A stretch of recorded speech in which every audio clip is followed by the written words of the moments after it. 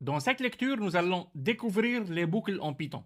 Les boucles permettent de répéter automatiquement des instructions, ce qui évite le copier-coller et rend le code plus propre, plus court et plus professionnel. Nous allons voir deux types de boucles, for et while. En programmation, on a très souvent besoin de répéter une action, afficher plusieurs messages, parcourir des données ou faire des calculs répétés. Les boucles permettent de faire cela simplement sans dupliquer les codes et c'est une base indispensable en Python. La boucle for est utilisée pour parcourir une séquence, par exemple une liste, une chaîne de caractères ou une suite de nombres. C'est l'une des boucles les plus utilisées en Python, surtout pour les débutants. Ici, la boucle for va parcourir les nombres de 0 à 4. À chaque tour de boucle, la variable i prend une nouvelle valeur et le code indenté est exécuté. Très important, tout ce qui est dans la boucle est indenté.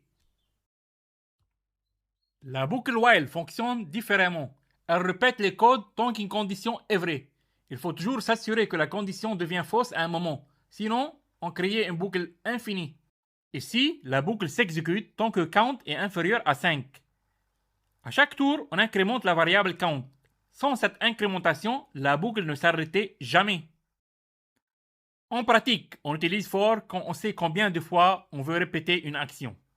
On utilise while quand la répétition dépend d'une condition logique. Les boucles sont une base fondamentale en Python. Sans elles, il serait impossible d'écrire des programmes efficaces.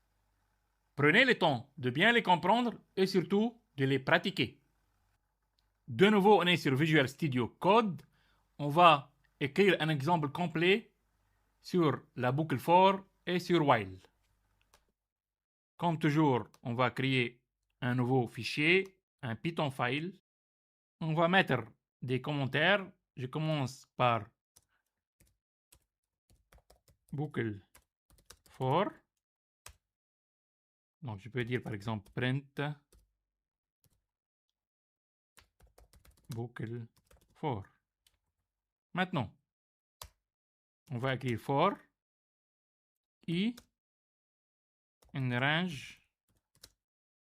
On va dire 1, 6. Donc, je mets les deux points, il ne faut pas oublier. Et là, je fais un print. Itération numéro. Je veux imprimer le i, la valeur. Maintenant, on va mettre un commentaire pour la boucle while. Pareil, on va imprimer. On va dire, bon, là je veux, pour descendre sur la ligne, je veux mettre /n. Comme ça, on descend sur une nouvelle ligne. Boucle while. Voilà, on est bon. Maintenant, je vais initialiser une variable count égale 1. Et avec la boucle while, on va dire while.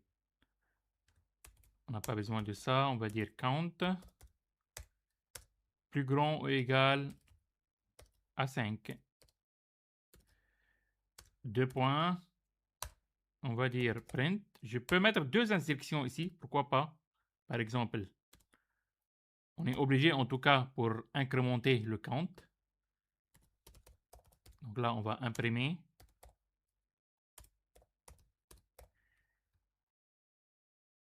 Count. Donc là, j'imprime la valeur du count. Et après, il faut incrémenter count plus égale 1. Donc là, on incrémente count de 1. Parce que si on n'incrémente pas, on reste dans la boucle. Donc ça sera une boucle infinie. Donc on va exécuter. Il n'y a pas du rouge. Si, il y a du rouge. Ça, on n'a pas besoin de point virgule. On va lancer le programme. Il va me demander de sauvegarder le fichier. Bah, boucle for, c'est bien. Boucle, on va dire boucle avec S parce qu'on a aussi le while. Et on va enregistrer. Le programme va s'exécuter. Enregistrer. on voit bien ici que on a la boucle for. Donc, on a imprimé de 1 jusqu'à 5. Parce que là, on est dans le range 1, 6. Là aussi, on a initialisé le count à 1. Et du coup, on a imprimé de 1 jusqu'à 5.